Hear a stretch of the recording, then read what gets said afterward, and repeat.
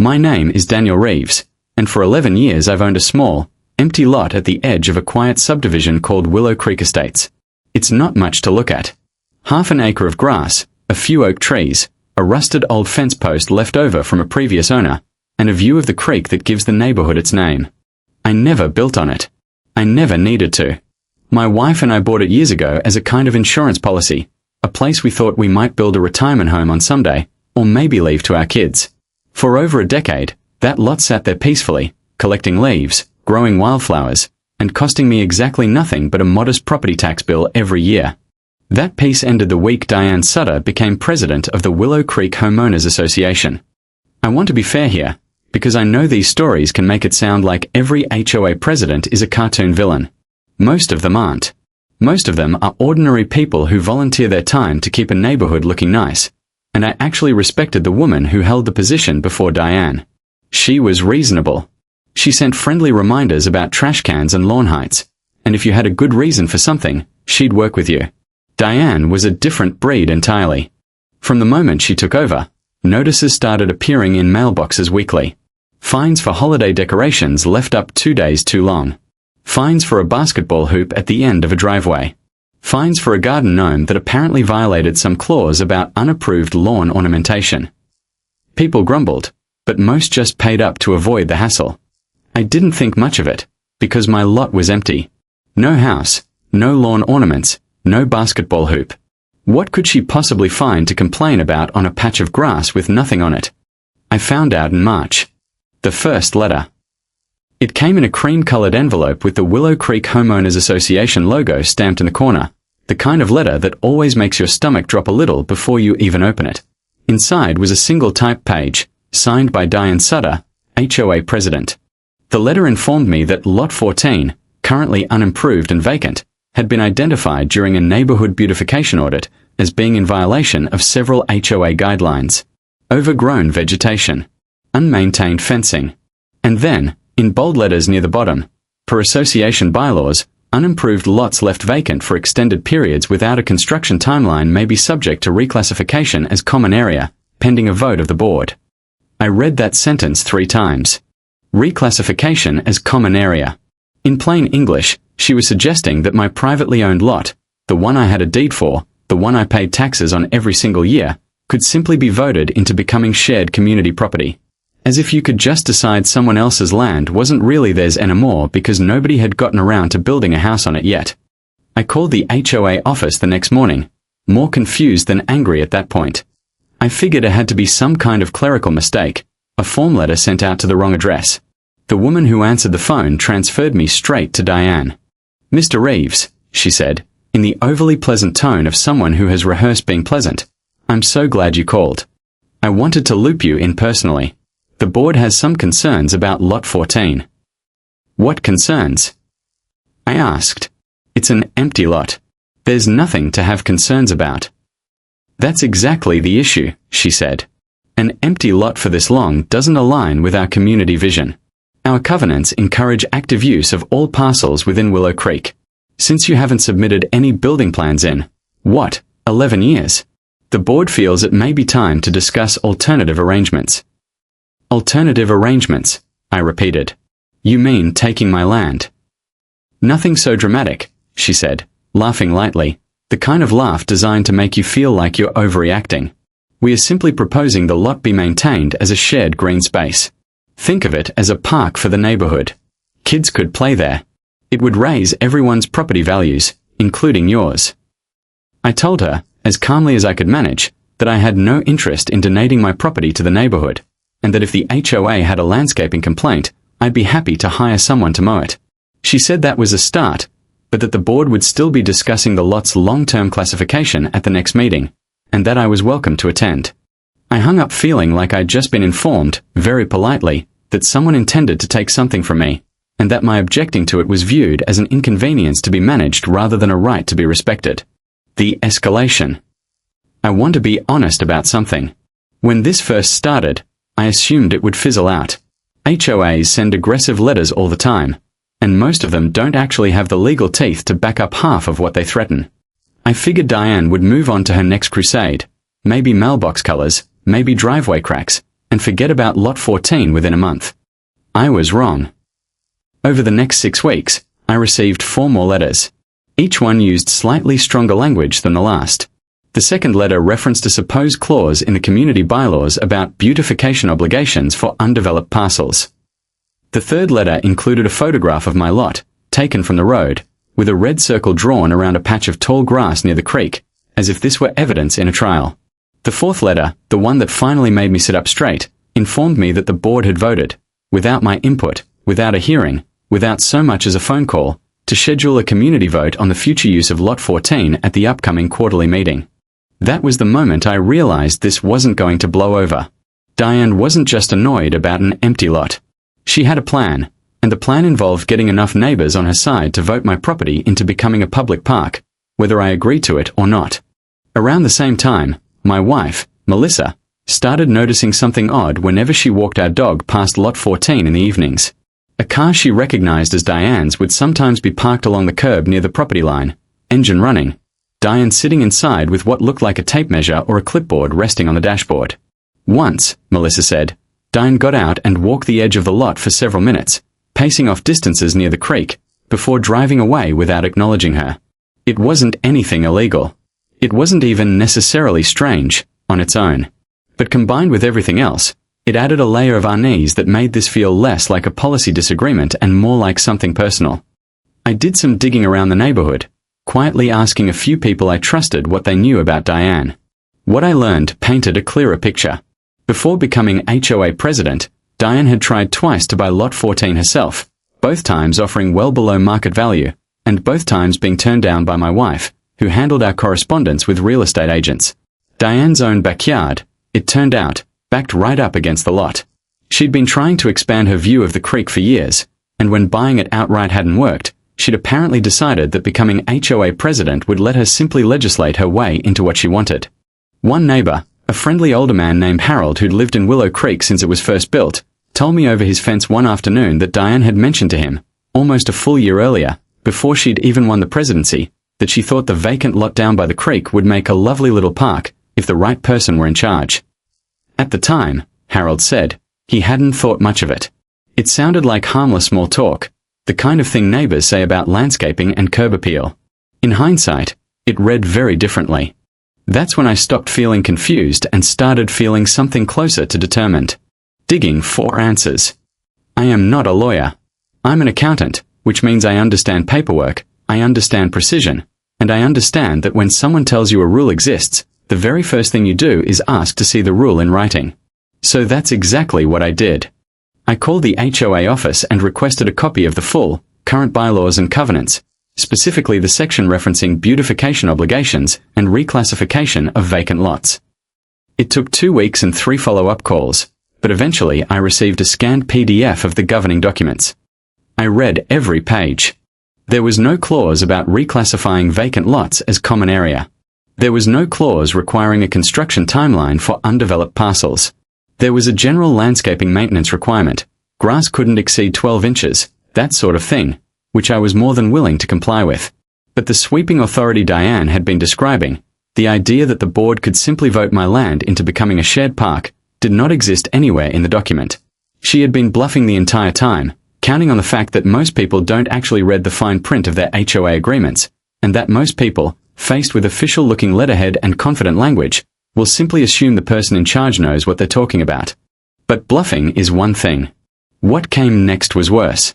At the quarterly meeting, which I attended, sitting quietly in the back row of the community clubhouse, Diane stood at the podium and gave a presentation to roughly 40 of my neighbors.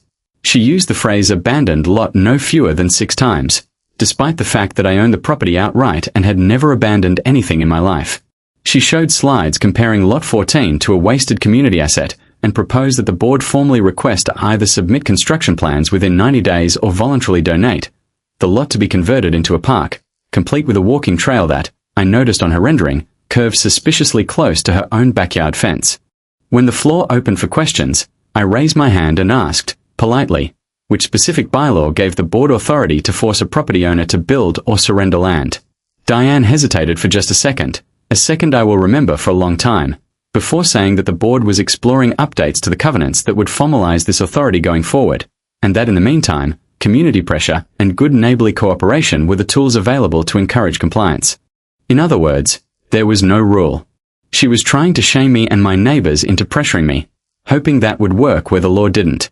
A few people came up to me afterward in the parking lot, which surprised me. I'd expected most of the neighborhood to side with Diane, or at least stay neutral, since a free walking trail and a park by the creek did sound appealing on paper if you didn't think too hard about where the land was coming from.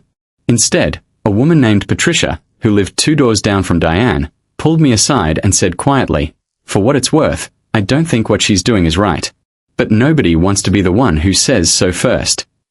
Another neighbor, a younger guy named Marcus who just moved in the year before, admitted he'd almost voted in favor of the park proposal simply because Diane had made it sound like the community's official request, not her personal project. He hadn't realized, until that meeting, that the entire vote was being manufactured out of thin air, dressed up as a bylaw that didn't exist. Those conversations mattered more than I expected them to. They reminded me that most people in that room weren't villains. They were just busy, trusting people who assumed the person standing at the podium with a clipboard and a title actually had the authority she claimed to have. Diane was counting on that trust. I realized that beating her wasn't going to be about outshouting her or turning the neighborhood against her personally.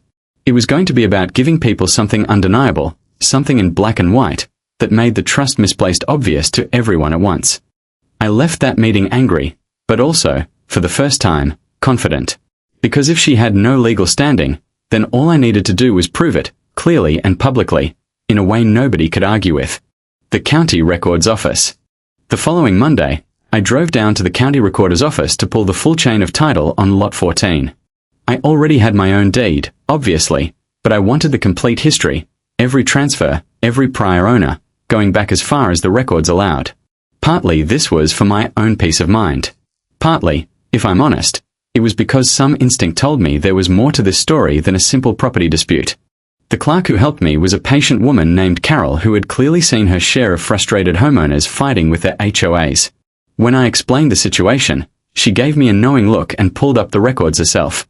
What we found took nearly an hour of digging through microfilm and old survey maps, but it was worth every minute. Lot 14 had originally been part of a much larger parcel of farmland, owned by a family named Whitfield, going back to the 1950s, decades before Willow Creek Estates was ever built. When the land was eventually subdivided and developed into the neighborhood in the early 1990s, the developer carved out most of the farmland into residential lots. But there was one detail buried in the original 1991 subdivision deed, a detail that had apparently been forgotten by absolutely everyone, including, it seemed, the HOA itself. The original deed for Lot 14 contained a specific easement and restriction clause. It stated, in the formal legal language of the time, that Lot 14 was reserved in perpetuity for private residential use only, and explicitly excluded from any future designation as common area, parkland, or shared community property, regardless of any subsequent covenant, bylaw, or association resolution. The Whitfield family had apparently negotiated this clause because they'd wanted to retain the right to sell this particular parcel independently, without it ever being folded into whatever community association eventually formed around it. It was, essentially, a permanent legal shield, written and recorded 30-plus years before Diane Sutter ever set foot in Willow Creek Estates. Carol printed me 3 certified copies on the spot. I sat in my car in the parking lot for a long moment, just staring at the pages. Diane hadn't just been wrong about the current bylaws. She had been trying to override a legally binding restriction that predated the entire HOA, one that no board vote, no matter how many neighbors supported it, could ever legally touch. The lot could never become common area. Not now, not in 10 years, not ever, unless I personally chose to change it myself. Before I left the recorder's office, Carol mentioned something else that stuck with me. She said restrictions like this weren't unusual for land that had once been part of a larger family farm, especially when a developer was eager to buy the property and the original owners wanted certain guarantees before signing away decades of family history. The Whitfields, she guessed, probably hadn't wanted to see their old farmland eventually paved over or absorbed into some future subdivision's common areas without their say. They'd protected it legally, in a quiet, unglamorous clause buried on page 4 of a decades-old deed, and then the world had simply moved on, the way it does, until a stranger with a clipboard and a grudge accidentally forced someone to go looking for it again. I called my wife from the parking lot before I even started the car. When I read her the restriction clause over the phone, she was quiet for a second, And then she laughed, the kind of laugh that comes from relief rather than humor. "So all this time," she said, "we were sitting on the one thing that made this whole argument pointless, and nobody bothered to check." That was exactly it. Diane had built months of pressure, letters, public presentations, and a neighborhood vote on a foundation that had never existed in the first place, and all it took to knock the whole thing down was one afternoon at a records office and a patient clerk named Carol. The meeting. I could have mailed the HOA a copy of the deed and let a lawyer's letter do the talking. Honestly, that probably would have been the quieter, more efficient choice. But after months of intimidating letters, a public presentation calling my land abandoned in front of 40 of my neighbors, and a board that had tried to legislate around a right I never should have had to defend in the first place, I wanted to do this in person, at the next quarterly meeting, where it had all started. I requested to be added to the agenda under old business, and the office, likely assuming I intended to submit construction plans or announce a donation, granted the request without asking questions. The clubhouse was fuller than usual that night. Word travels fast in a small neighborhood, and I suspect more than a few people came specifically to see how the Lot 14 situation would be resolved. Diane opened the meeting with her usual polished agenda, moved through budget updates and a discussion about repainting the community sign, and finally arrived at my item. "Mr. Reeves has asked to address the board regarding Lot 14, she said, gesturing toward me with the same practiced smile she'd worn in every letter. "I believe he has an update on his construction timeline." "Actually," I said, standing and walking to the small podium at the front of the room, "I don't have a construction timeline. I have something else." I held up the certified copies from the county recorder's office. "A few months ago, I was told this board had the authority to reclassify my property as common area if I didn't submit building plans," I said. I went and read the actual bylaws. That authority doesn't exist in them. Then I was told the board was working on updating the covenants to create that authority. So I went further back, to the original subdivision deed from 1991, before this HOA even existed. I read the restriction clause aloud, slowly, so there could be no confusion about what it said. I watched several people in the front rows sit up a little straighter. I watched Diane's smile hold in place a half-second too long, the way a mask does right before it slips. "This lot," I continued, "was permanently protected from ever being converted into common area by the people who originally subdivided this land, decades before this board existed. No vote this board takes, now or in the future, can override a recorded property restriction that predates the association itself. I'm not saying this to embarrass anyone. I'm saying it because I was told, in writing, for separate times, that my ownership of my own property was somehow up for a neighborhood vote. It isn't. It never was." I handed copies to the board secretary and to two neighbors sitting nearby, who passed them around the room. The silence that followed was the kind that tells you everything you need to know. For a few seconds, nobody in the room said anything at all. I could hear the ceiling fan humming overhead, the shuffle of papers as the certified copies made their way from hand to hand. Finally, an older gentleman near the front, one of the founding homeowners of Willow Creek, spoke up. "I remember when this whole neighborhood was farmland," he said. "Didn't know any of it was still on paper somewhere." A few people chuckled softly, and just like that, the tension in the room shifted from confrontation to something closer to shared curiosity, as if everyone had just watched a small piece of local history reveal itself. Diane cleared her throat and reached for the microphone again. "Well," she said, her voice noticeably tighter than it had been 10 minutes earlier, "as I said, the board will review the documentation. I don't think anyone here intended any harm. Our goal has always been to improve the community." A woman I didn't recognize, sitting near the back, said just loud enough to be heard, "Improve it for who, though?" Diane didn't respond to that. She simply moved to the next item on the agenda, her clipboard trembling ever so slightly in her hands, and the meeting continued as though nothing unusual had happened at all, even though everyone in that room knew something had shifted for good. What happened next? To Diane's credit, in that specific moment, she didn't try to argue the point further. She thanked me for the clarification, said the board would review the documentation, and moved the meeting along to the next item on the agenda. But the damage to her credibility had already been done, and it didn't stop there. Word of what happened at that meeting spread through the neighborhood faster than any of her fine notices ever had. A few days later, one of my neighbors, a retired paralegal named Grace who lived 2 streets over, told me she decided to pull the original bylaws herself after hearing about the meeting, out of simple curiosity. What she found, and later shared with several other homeowners, was that Diane had sent nearly identical compliance concern letters to at least 3 other households over the past year, each one citing rules that, upon closer inspection, didn't actually exist in the governing documents. One neighbor had been pressured into repainting a perfectly acceptable fence. Another had paid a fine for a shed that technically fell within the size limits Diane herself had misquoted. At the following meeting, a group of homeowners, organized quietly by Grace, requested a formal review of Diane's conduct as board president. It wasn't a dramatic confrontation. There was no shouting, no scene. It was simply a room full of people who had finally started reading the fine print for themselves, asking pointed, specific questions that Diane increasingly struggled to answer with anything other than vague reassurances. 2 months later, at the next scheduled election, Diane did not run for re-election. I heard secondhand that she decided to focus on other commitments, which is the kind of phrase people use when they've quietly realized the room is no longer on their side. I ran into her once more before she moved, several months later, at the grocery store of all places. We were both reaching for the same brand of coffee, and there was an awkward beat where neither of us said anything. Finally, she broke the silence herself. "I hope there are no hard feelings," she said. "I really did think it would be good for the neighborhood." I told her I believe she probably thought that, at least at first, but that good intentions don't give anyone the right to tell someone else what happens to land that isn't theirs.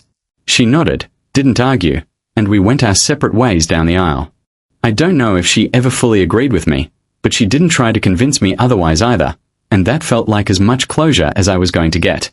The new board president, a soft-spoken man named Robert who had lived in Willow Creek almost as long as I had, sent out a short, simple notice a few weeks after taking over. It confirmed, in plain language, that Lot 14 remained privately owned, that no reclassification had ever been legally possible, and that the board's records had been formally updated to reflect the original 1991 restriction, so that no future president could make the same mistake, whether by accident or by design. What I learned. I still own that lot. It's still empty, still full of wildflowers in the spring, still exactly what it's always been. A quiet piece of land my family holds onto for its own reasons, answerable to no one but us. I did end up hiring a landscaping company to mow it more regularly, not because I had to, but because after everything that happened, I figured a little extra tidiness would save everyone a headache, myself included. Looking back, what strikes me most isn't really the audacity of what Diane tried to do, although that certainly stuck with me for a while. What stays with me is how close it came to working, simply because most people don't take the time to actually read the documents that govern their own property. An official letterhead, a confident tone, and a room full of people willing to nod along because arguing seemed like more trouble than it was worth. That combination is more powerful than any actual legal authority, right up until someone bothers to check. If there's a lesson in all of this, it's a simple one. Whatever you own, a house, a lot, a small patch of grass by a creek, the paperwork behind it exists for a reason. Read it. Keep copies of it. And if anyone, whether it's a board president, a neighbor, or an official looking letter, ever tells you that your rights are up for a vote, don't just take their word for it. Every homeowner has the right to walk into a county records office and ask for the truth in writing. And that right doesn't expire just because someone with a title and a clipboard insists otherwise. Every once in a while now, when I drive past Lot 14 on my way home, I slow down for a moment and look at it. Nothing about it has changed. Not really. The oaks are still there, a little taller each year. The wildflowers still come up on their own every spring, exactly where they've always grown. But I notice it differently now than I used to. It isn't just an empty lot anymore. It's a reminder that ownership means something, that paperwork filed away decades ago by people who are long gone can still matter today, and that sometimes the quietest pieces of land hold the loudest arguments, waiting patiently until somebody finally bothers to look. Go check for yourself. Sometimes the strongest argument you'll ever make isn't a raised voice in a crowded room. Sometimes, it's a single old piece of paper, filed away 30 years before the argument even started, waiting patiently for someone to finally read it out loud.